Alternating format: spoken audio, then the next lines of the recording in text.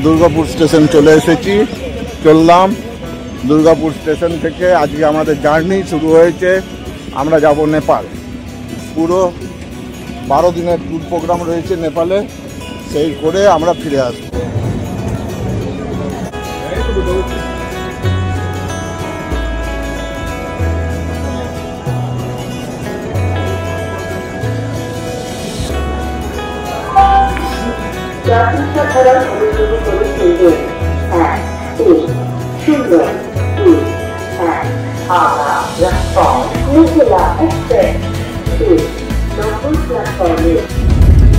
এবারে দেখতে থাকো, আমরা সবাই মিলে নেপালে বেড়াতে যাই। মিথিলা এক্সপ্রেসে চেপে পড়েছি, আসানসোল আসছে, আর পরেই আমরা সব খাওয়া দাওয়া করে আজকের মতো এখানেই রেস্ট নেব।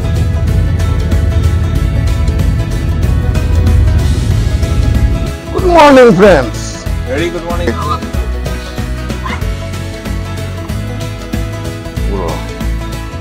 নেপালে প্রবেশের সিংহদ্বার, এই দিয়েই আমরা বিদেশে এবারে ঢুকে যাব। এই গেটটা আর একটু ভালো করে আপনাদেরকে দেখিয়ে দিই। এই যে কাঠমান্ডুর কাঠের কাজের মতো করে গেটটাকে তৈরি করা হয়েছে। খুব সুন্দর লাগছে, খুব সুন্দর লাগছে। এখনো বীরগঞ্জের মধ্যে দিয়ে আমরা চলেছি।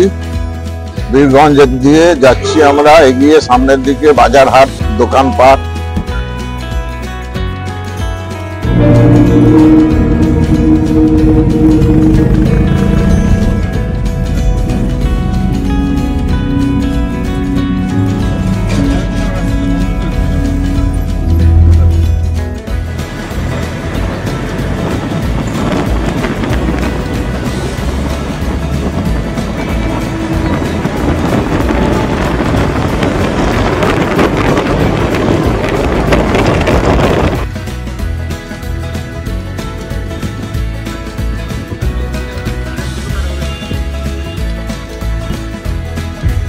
নদীর বেডে চলে এসেছি একেবারে।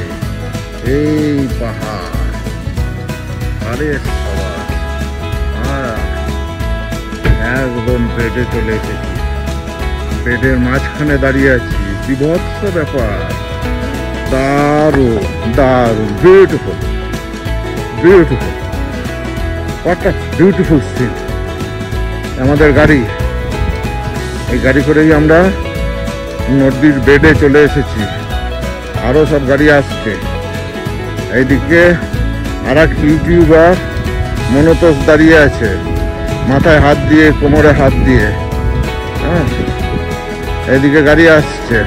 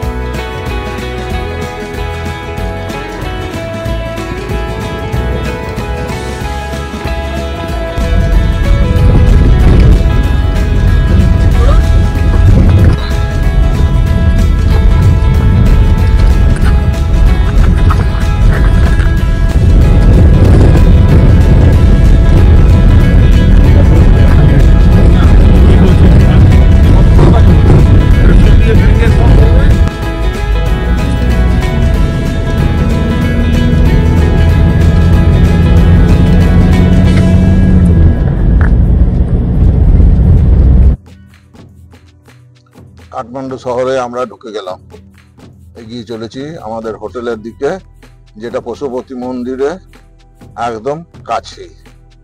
সেই দিকেই আমরা এগিয়ে চললাম, ধীরে ধীরে আমরা গাড়ি নিয়ে এগিয়ে চললাম সেই দিকে। আমাদের সারথি চান টান করে চলে এসেছে, পুরো ফিট অ্যান্ড ফাইন। আচ্ছা, একটু রুম ট্যুরের শুরুটা করে দিই। এটা হচ্ছে আমাদের হোটেলের এন্ট্রান্সে ঢুকে ডাইনিং এরিয়া।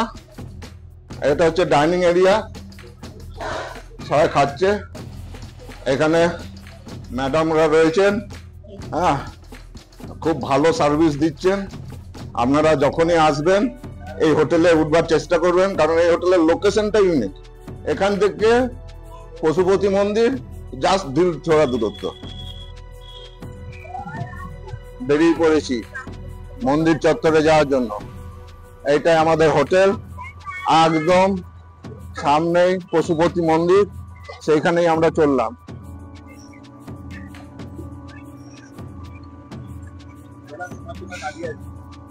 চলো অটো উঠতে থাকো, আমিও উঠছি।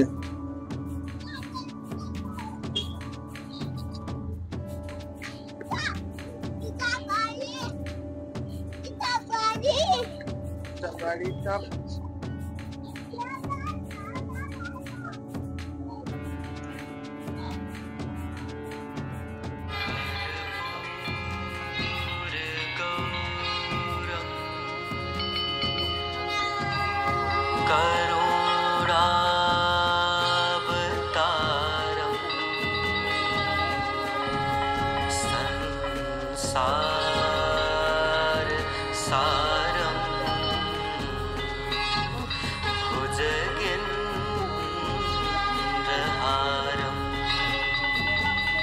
सदा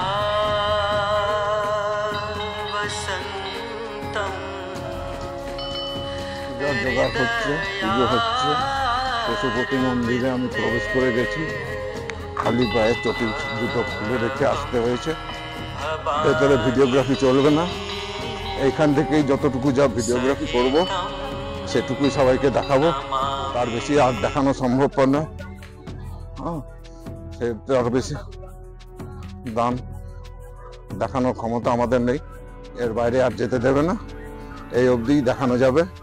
এরপরে আমরা নিজেরা যাব, গিয়ে ঠাকুর দর্শন করে থেকেই দেখছি মন্দির, ভেতরে ঢোকার উপায় নেই, বাইরে থেকেই সব দেখছি। বাইরে থেকেই সব দেখে যা করার, ভিডিওগ্রাফি এর বেশি আর করতে দেবে না, এইটুকুই অবধি ভিডিওগ্রাফি আমাদের করার ক্ষমতা আছে। এরপরে ভিডিওগ্রাফি নট অ্যালাউড, মন্দিরে সিক্রেসি মেনটেন করার জন্য।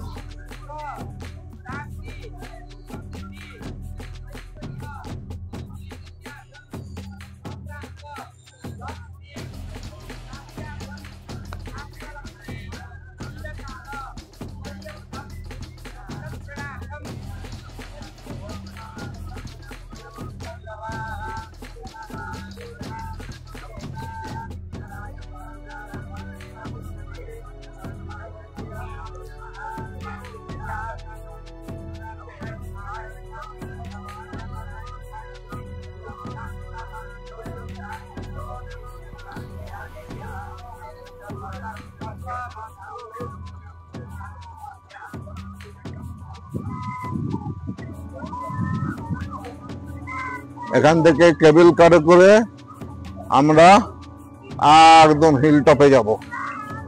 এটা হচ্ছে চন্দ্রগিরি হিলসের বেস এরিয়া। বেস এরিয়া থেকে আমরা উপরে যাব।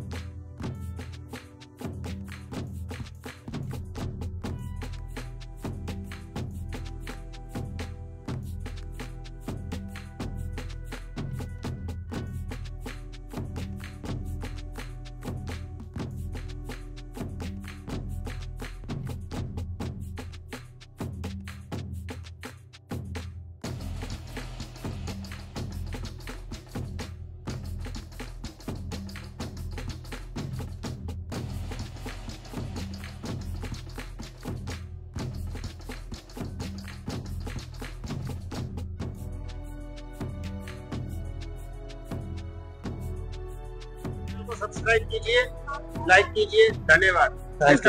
Thank you. প্রায় চলে এসেছি মুখে, এবার চাপার সময় প্রায় হয়ে উঠে বললাম, কেবল কার আমাদের চলতে শুরু করে দিয়েছে। ওঠা শুরু হয়ে গেল। এই আমরা উঠছি কেবল কারে।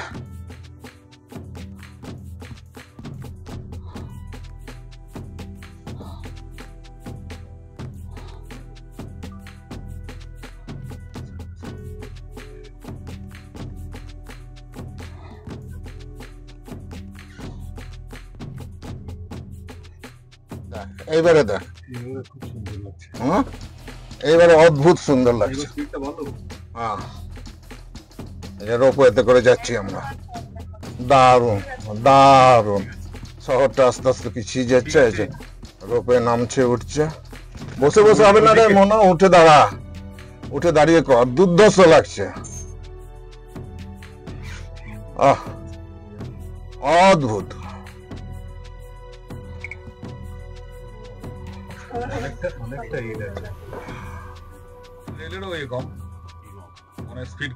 রোপওয়েতে উঠছি আর উঠছি, উঠছি আর উঠছি, ওঠার আর শেষ নেই।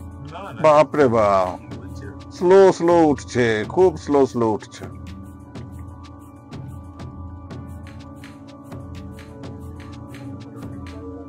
হাইটটা কিন্তু ভালোই উঠছে কিন্তু। হ্যাঁ, অল্টিটিউডটা কিন্তু খুব একটা খারাপ উঠছে না। অনেক অ্যালটিটিউড, উপরে উঠবো অনেক, এখন অনেক উপরে উঠবো। এতটা আমরা মাইহার এতটাই উঠি, মাইহার বা চিত্রকূটে। হ্যাঁ, কিন্তু আজকে কিন্তু অনেকটা বেশি ওঠা হচ্ছে। হ্যাঁ, আর তার গ্যাস সিলিন্ডার যাচ্ছে, উপরে রান্না হচ্ছে রে। হ্যাঁ, উপরে করে নেবো লাঞ্চ, কি অসুবিধা আছে?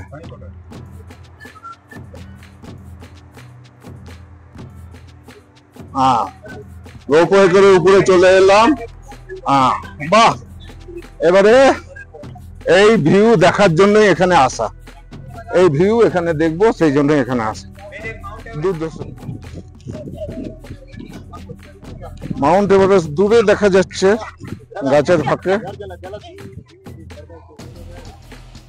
ফুল রেঞ্জটাই দেখা যাচ্ছে কিন্তু এখান থেকে। হ্যাঁ, এটা মোস্ট প্রবাবলি মাউন্ট এভারেস্টের রেঞ্জ। এটা মাউন্ট এভারেস্টের রেঞ্জ। ওই যে মাঝখানটা দেখতে পাচ্ছ দূরে, লেফট হ্যান্ড কর্নারে, ওটাই মাউন্ট এভারেস্ট।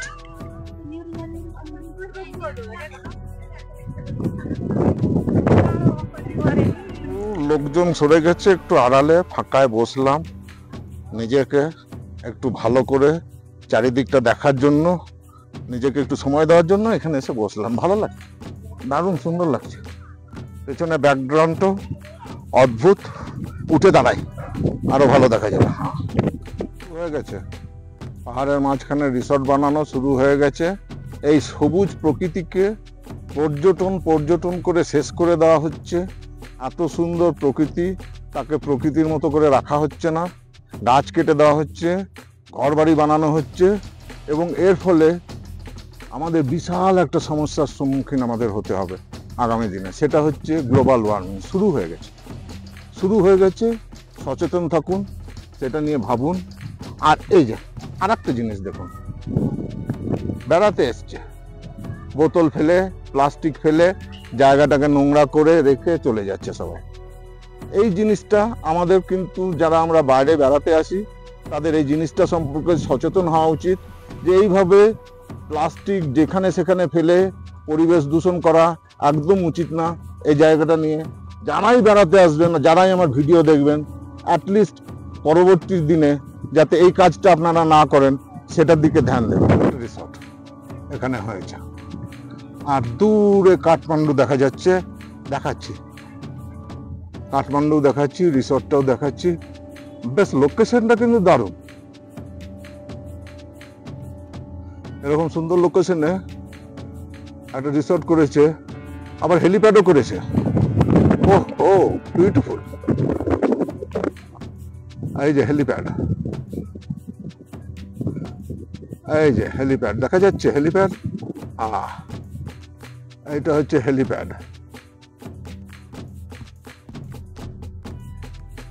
এটা হচ্ছে রিসর্ট।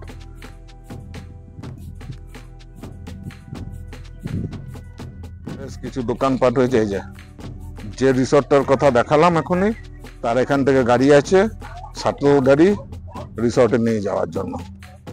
এই সেই গাড়ি। এবার একটু বসে রোদে গা হাত পা সেঁকে নিয়ে তারপরে বেরিয়ে পড়বো, নিচে নেমে যাব, লাঞ্চ করব। আজকের মতো দিনের কাজ ঘোরাঘুরি এখানেই সমাপ্ত।